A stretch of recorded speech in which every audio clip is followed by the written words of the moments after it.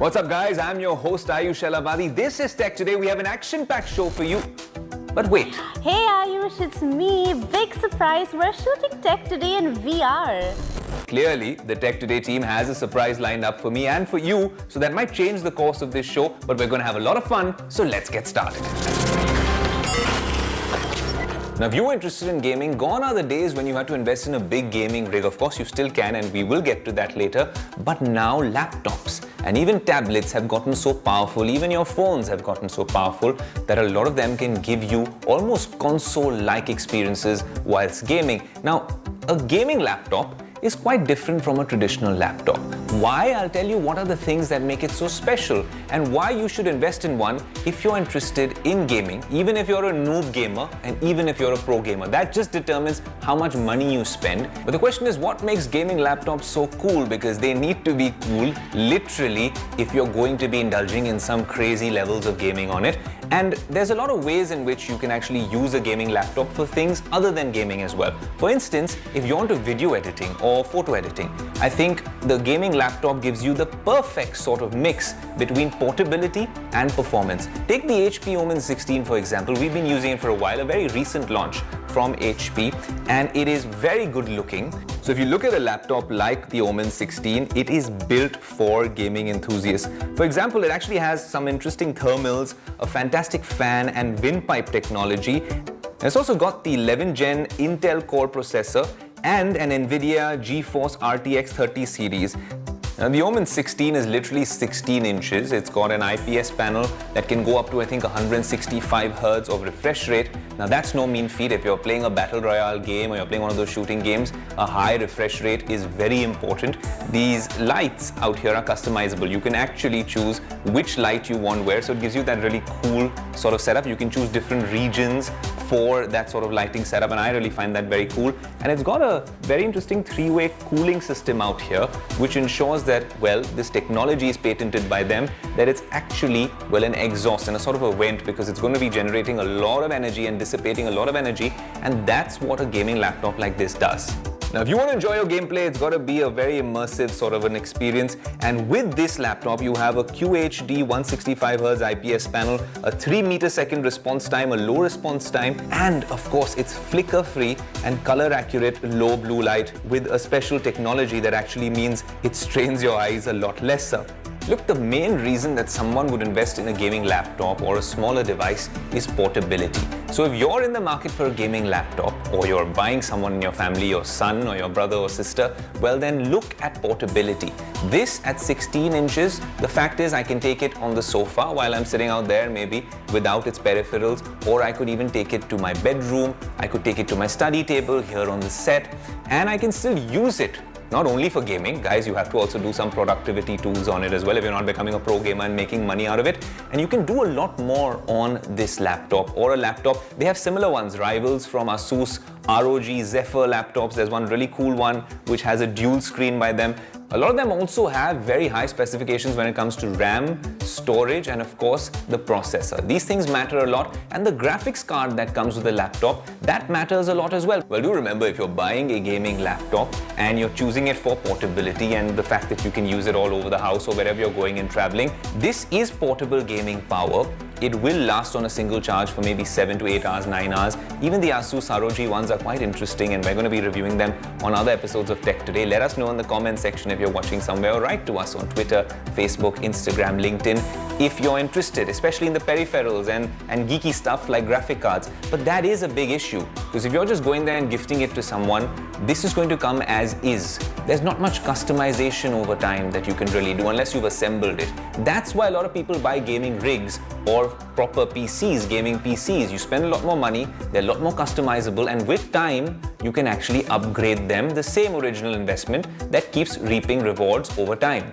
And that's a great way to actually start your gaming career, or, well, your tryst with gaming. I think the fact that this gives you one solution, well, a gaming laptop wins there. My 2 pence, I don't use a laptop much unless it's a big Zoom meeting with several participants and you want to find all of them on that screen, or you're doing some advanced video editing. Apart from that, I can manage very well with my tablet and of course a magic keyboard. That's how I get by with my day. And of course the 10% that I use my laptop, and then there's a little bit that I do on my phone as well. I think that manages to make the cut for me. But if I was a little more serious into gaming, and I'm not, then I would invest in a good gaming laptop. I think it's way better and more portable and perhaps takes up lesser space and energy than, well, a gaming PC. That said, I've always been into consoles, but before we talk about consoles or figure out what's happening in the metaverse, I also want to talk about gaming phones, because this is also another way in which you can get your gaming, well, urges satiated by not spending that much money. This is the ASUS ROG Phone 5. The 5S is out as well, but we've been using this for a while and it's been quite popular over the past year. And it's quite interesting to use something like this as well. The chips on these phones are fantastic. They're flagship. They have interesting, nifty features around in terms of hardware and software that make them better than flagships if you're into gaming. For example, the ASUS phones have Snapdragon 888 chipsets in them. Even last year, that's as good as, well, maybe a Samsung Galaxy Ultra or even an iPhone, even better than an iPhone in many aspects, for gaming at least. And then they have these hardware features that make it really cool. Now imagine some of their phones actually give you 18 GB of LPDDR5 RAM. Now that is stuff that video editors would be happy with, multitasking to another level in terms of peak overall gaming performance. Obviously they have good displays with 144Hz and maybe a touch sampling rate of even 300Hz on this phone. AMOLED displays, of course, which have been made by Samsung.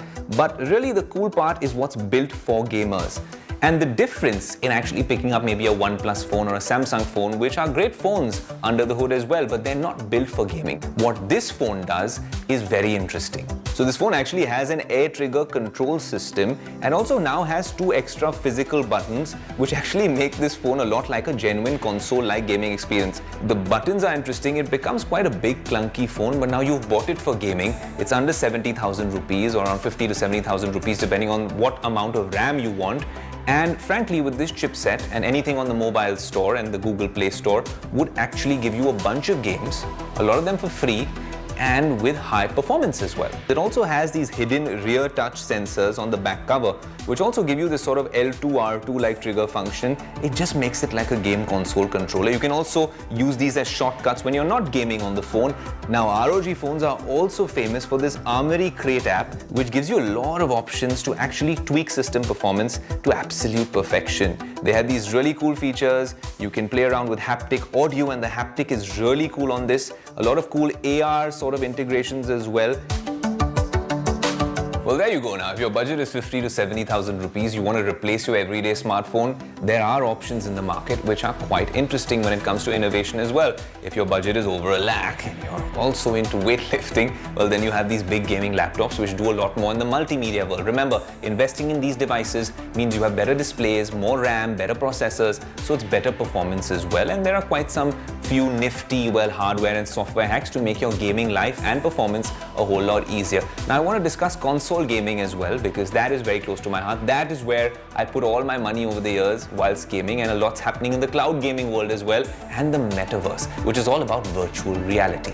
And from the start of this show, I realized the Tech Today team wanted to surprise me in virtual reality. What's up? Well, Ayush, I'm not sure if you actually like surprises, but given that I'm shooting here today in virtual reality at zero latency, should be pretty exciting for you. Now, Zero Latency is really a pioneer and a global leader in multiplayer, free-roam, virtual reality entertainment. If you ask me though, if I'm in an environment where I'm interacting with zombies or monsters or aliens or even each other with friends, it sounds a little bit like the metaverse. I'm not sure what to expect though, so I'm gonna go figure it out.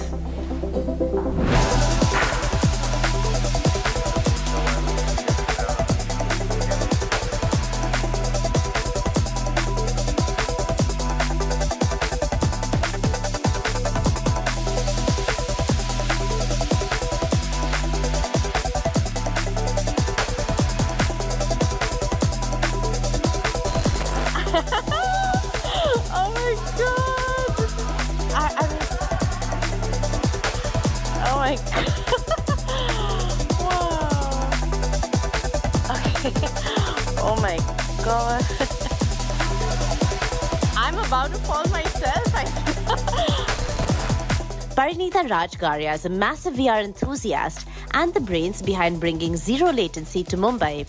She explains how the state-of-the-art technology is a big step in bridging the gap between virtual reality and the metaverse. This is what virtual reality is about at zero latency. How did you think to do this? How did you think to get into all of this in India?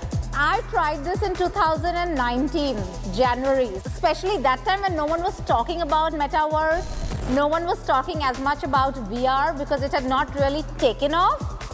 So that is where I started exploring and I was like, okay, why not? Let's try getting this to India. And India is the market for it. The hot word these days is meta, right? And the metaverse. How would you say zero latency, sort of combines the two of virtual reality and the metaverse? Metaverse is largely removing the physical boundaries and making people meet socially in virtual worlds. That's in a layman's term of what metaverse means. However, it's still evolving, right? Whether you have to come to an arena or whether you can do it from the comfort of your home. All that is being explored. So that's what we have brought in. So for metaverse, VR is the main component, okay? Because you will need virtual reality to get into the virtual world. In the same way, we have done away with the traditional VR wherein there was a single player, stationary at a place, playing alone, things like that. Here, how you can see, we are socially meeting each other in the virtual world. We are talking to each other, we are playing together, we are experiencing things together. So that's what metaverse is about and that's how zero latency is almost there. So I wouldn't say this is completely what meta is, but yes, we are like 70% there because it has most of the elements of what metaverse needs.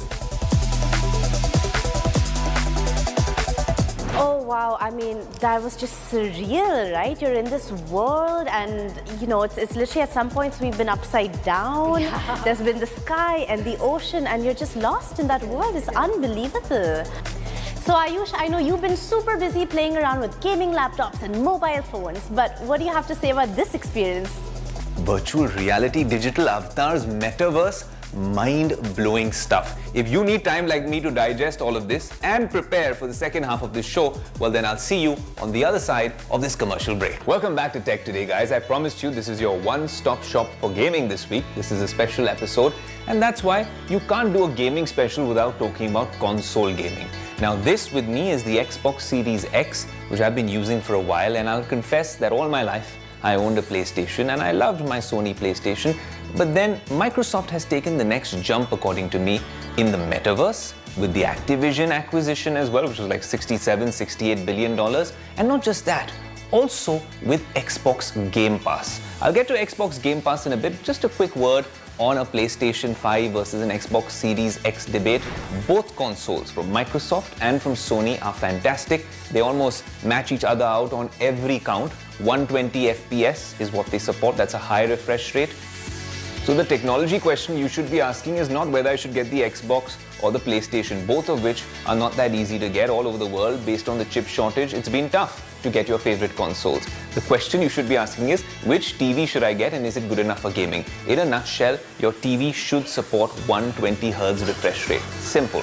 Because these guys are now compatible with 120 Hz. That means games coming up every few weeks and months will soon become 120 Hz. 120 Hz will soon become the gold standard for gaming. That means a high refresh rate TV, which are very expensive currently in the market. Now, if you're worried about different technologies by manufacturers, that's for another episode. But your TV should also have an HDMI 2.1. What does that do? It's a connectivity option which these guys connect with and then give you that high performance and high graphics capabilities. If you're picking between the two consoles, there's another question you should be asking, which is which exclusive titles matter to me? If you're tied down to the Sony titles, which is games like Uncharted, or to Microsoft's Halo or Forza, then you need to decide which exclusive titles you want. Now, they both offer you, well, games in that category, but some people, well, prefer the Microsoft way of doing things. Some people prefer the Sony way of doing things. That's totally your personal choice, but you should be sure which particular exclusive titles matter to you. The Microsoft Activision deal is also a game changer because there's some massive investment going into the metaverse and Microsoft's version of it. And that's not the future. It feels like it is the present and it's here to stay.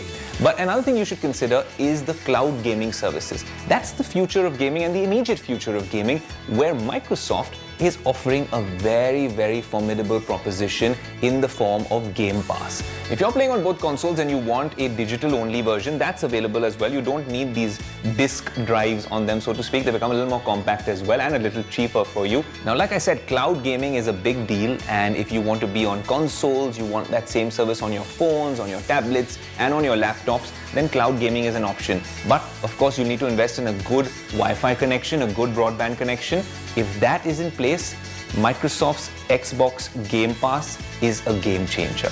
Now, I play all sorts of games on the Game Pass. You can get earlier ones as well. You can always purchase the newest games, but there's a plethora of options on Game Pass Ultimate. I can use that cross-device, cross-platform. So I've also been using it on my PC. I've been using it also on my tablet. So that is a very nifty feature to have if you want this sort of a uniform, consistent gaming experience. Microsoft gives you that. Xbox Game Pass is at, I think, 700-800 rupees for 8 months. This is a special deal nowadays, and I think that makes it so cheap because largely games on these consoles otherwise cost around 3,000 to 4,000, even 5,000 rupees sometimes, especially the new titles. So Xbox Game Pass and Microsoft's vision of what they're doing with gaming and the metaverse is something that is very interesting.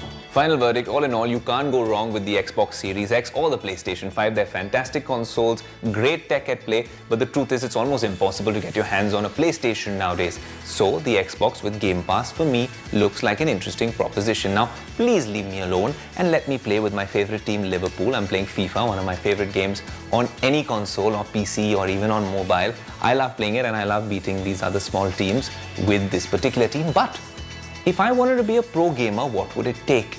Could this be a legit career option? And how on earth do you build a gaming studio which can make you the big bucks? Well, you go find out and I'll play my game.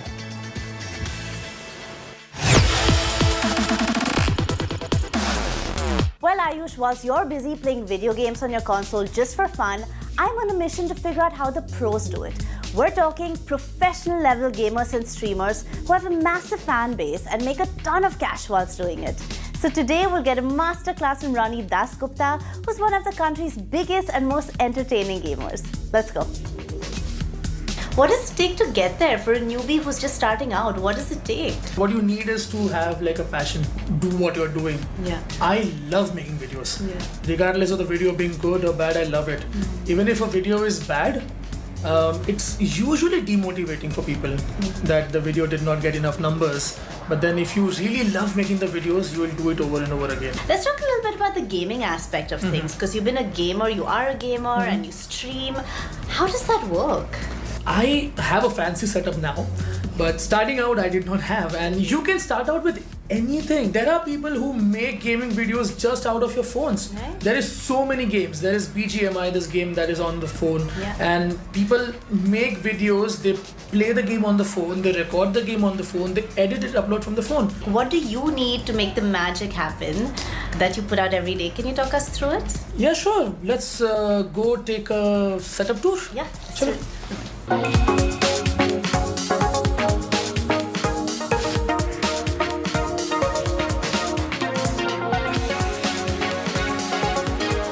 So Rani, I guess each content creator has their own setup and their own set of things that really helps them, to make their content. So what's your setup all about? It starts with these two monitors, as you can see. Yeah. This is my main monitor on which I play all the games. This is like the proper gaming wala monitor that I have. Okay. And this is like a 240 Hz monitor. Okay. And this is a secondary monitor which I use while I'm, suppose I'm playing a game and I'm recording at the same time. So on this monitor I'm playing the games, and Yeah. on this monitor I'm actually checking how the recording is. Okay. How my camera is looking and everything. This is my HyperX keyboard, and this is a mouse, and this is a mechanical keyboard. And the good thing about a mechanical keyboard is when you type on it, it makes a very clicky and a very satisfying noise. So, Let's hear it. so if you just do this, That is nice. that Old feels school. so good. This is a pretty standard mouse which has a few more buttons than the usual mouse, and these buttons can be used for anything. Like for in the game, if you want to set something to talk to your friends, if you're talking, you can use this button to talk to your friends. You can use this button as a reload button. So one little thing that a gaming mouse can do is it can switch the DPI. Okay. And DPI means dots per inch. If you try to move the mouse, you can see how quickly and how easily it moves. But if you press this button, the DPI switches and then try to move it. Oh wow. For audio, I have my headset, which is a wireless headset that I use. This is from SteelSeries, and this headphone I've always wanted my whole life. So a mic is not something that you would need if you are just playing games. You can just use the mic that the headphone comes with. They all come with a mic. Sure. But this mic I have for making my videos. Yeah. And this is a Shure SM7B, which is called as the legendary podcast mic. And this is also one of the things that I always wanted as a kid, and I could finally afford it. But the thing with this mic is, this mic doesn't just go as a mic. You have to buy a lot of different things with the mic. Right. So there's this mic, and this cable plugs into this thing which is called as a cloud lifter. And then with the cloud lifter, it goes into an audio interface, which is the Behringer M2. I guess that's the name. The CPU is actually the most expensive thing that I have here. Of course. And it's a custom build. It has all the different elements built into it. Wow. So the CPU has a Ryzen 5. It has a NVIDIA RTX 3080, and it has 64 gigs of RAM. Well, Ronnie, thank you so much. It's fantastic what you've achieved and what you've put together. Thanks for all of these tips. Thank you. Ayush, I think you have a little bit of competition now, and I'm going to take you on very soon. Your cloud gaming is not going to be enough after the tips that I've learned today. So I'm going to see you soon. Well, so the next time an uncle or auntie from your neighborhood asks you saying, "Beta, kya karna hai? Will you become a gamer?" You can answer in the affirmative because you've heard it from a pro gamer here on Tech Today. In fact, we've tried to cover the whole gamut: AR, VR, the metaverse, console gaming, these really cool gaming phones, and of course, well, these really heavy laptops which are also quite feature loaded. We wanted to get you the full lowdown on gaming. Is it a legit career option? And answer some of these questions. If you've liked this episode or not liked something, please do write into us on our social media handles. I'll be here very soon again next week. Until then, adios.